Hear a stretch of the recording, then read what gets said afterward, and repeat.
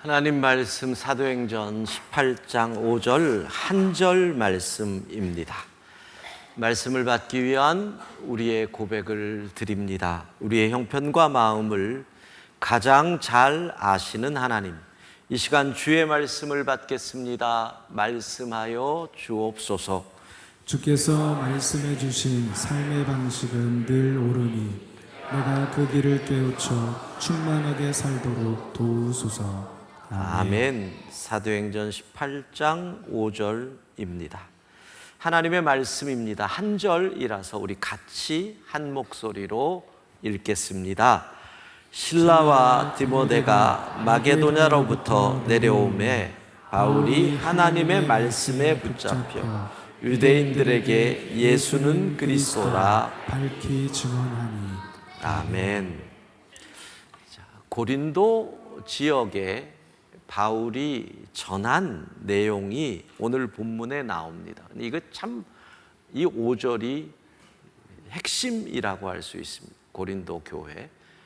그리고 이 5절에 전한 내용으로 4절과 6절 이후의 상황이 바뀌는 거죠.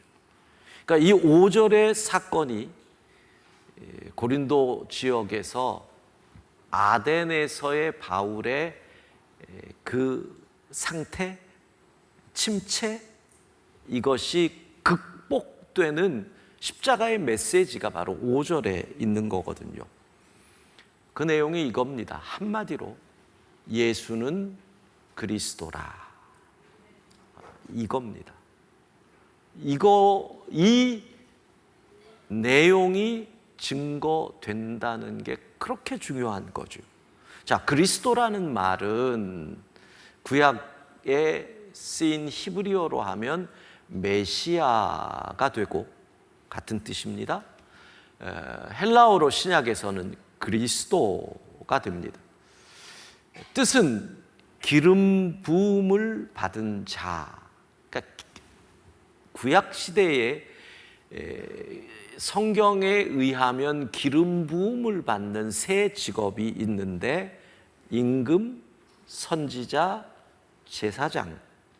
그러니까 하나님께서 권력을 주셨던 임금, 하나님께서 말씀을 주셨던 선지자, 하나님께서 하나님을 예배하는 것을 이끌게 하셨던 제사장, 그들이 기름 부음을 받은 겁니다.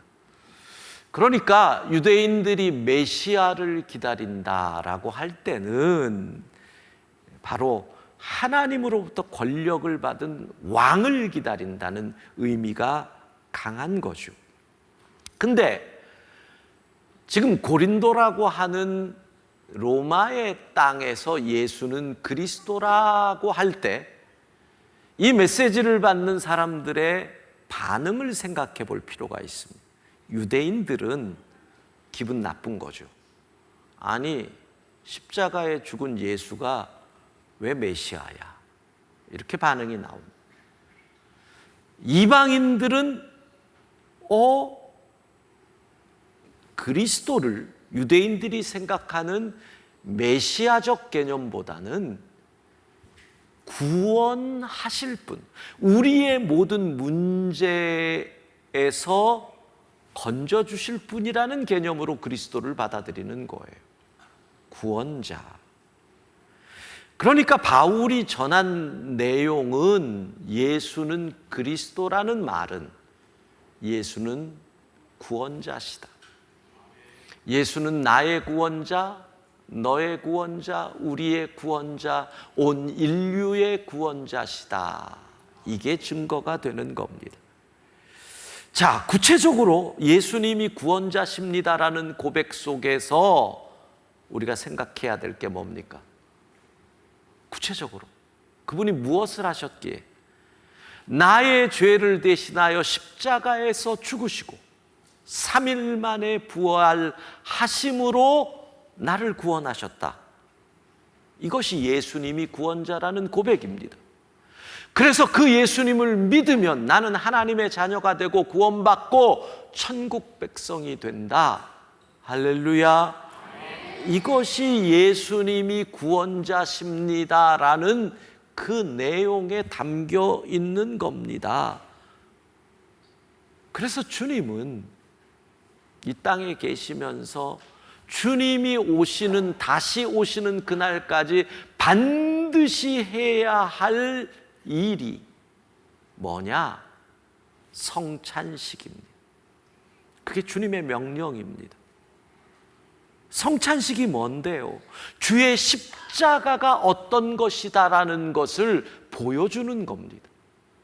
그러니까 예수님이 우리의 구원자이심을 증거로 보이는 것이 성찬식입니다. 예수님이 우리의 구원자가 되시기 위해 공짜로 그런 거 아니다. 그분의 몸이 십자가에서 찢겼다. 떡. 그분의 피가 물처럼 흘렀다. 잔. 성찬식에서 우리는 그 떡과 잔을 보면서 예수 그리스도의 십자가의 죽음, 그래서 우리에게 온 이 구원이 공짜가 아니구나, 희생이 있었구나, 값없는 게 아니구나, 그것을 보면서 증거를 얻는 거죠. 그의 죽으심을 내 가슴에 새기고 그의 죽으심을 믿고 그의 죽으심을 전하기 위해 이 성찬에 우리가 참여한다는 겁니다. 자, 오늘 본문을 조금 구체적으로 앞뒤를 볼 필요가 있어요. 먼저 5절을 보면 그렇게 돼 있고 위에 4절. 자, 4절을 보세요. 안식일마다 바울이 회당에 가서 강론하고 권면했어요. 근데 4절까지 바울에게 문제 하나도 없었어요. 바울에게 문제 없었다는 것은 그 지역 사람들이 바울에게 시비를 걸지 않았다는 거예요. 고린도는 약 그 시절에 70만의 인구가 살았답니다. 70만의 인구라 그러면 여러분들이 놀래야 할 인구입니다. 왜? 그 2000년 전에 100만의 인구가 전 세계의 로마 정도라고 얘기를 합니다. 그러니까 70만이라고 하는 것은 엄청난 도시죠. 근데 별일 없었습니다. 왜 그랬을까요? 권면하고 강론했다.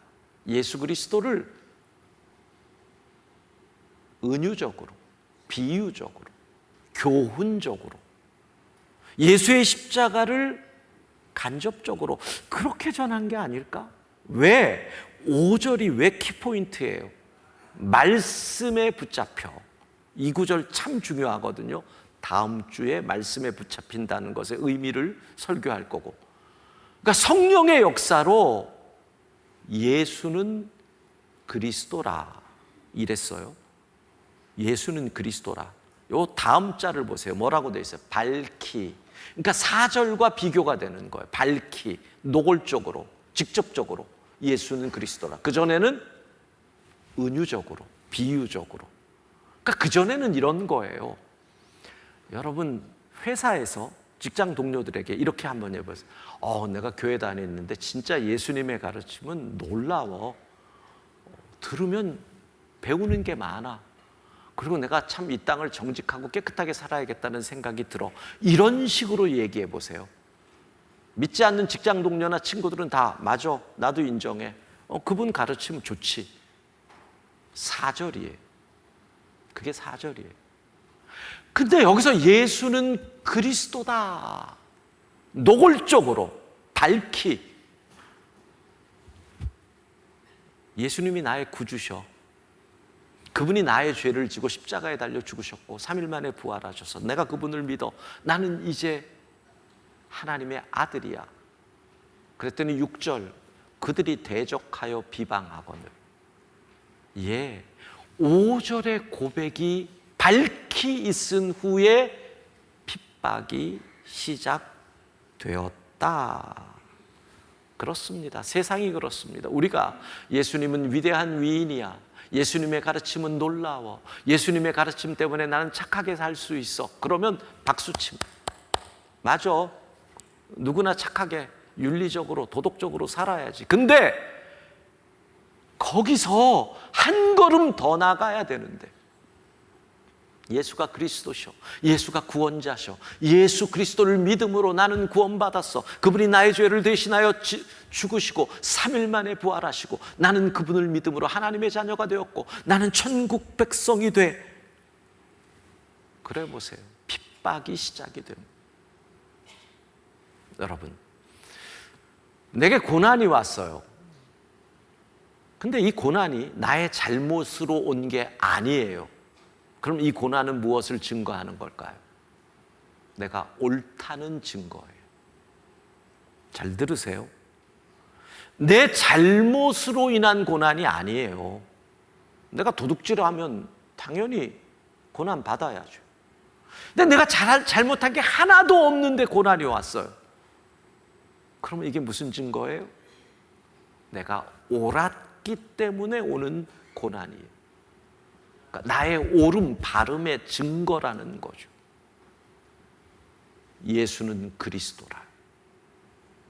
사랑하는 성도 여러분, 여러분이 어디에 가서 누구를 만나든지 예수님이 나의 구원자십니다, 내가 예수님을 믿음으로 구원받았습니다 라고 고백해 보십시오. 비난이 올 겁니다. 어우, 쟤하고는 진짜 같이 못 만나겠어. 어떤 애들은 그럴 겁니다. 쟤만 보면 술맛이 떨어져. 예, 친구들이 왕따를 시키기 시작할 겁니다. 그런데 이것이 우리가 가야 할 길입니다. 거기서 역사가 시작되거든요. 거기서 하나님이 일하기 시작하거든요. 사랑하는 성도 여러분, 예수님이 나의 구원자십니다. 이 고백이 날마다 우리의 삶의 자리에 있기를 소망합니다.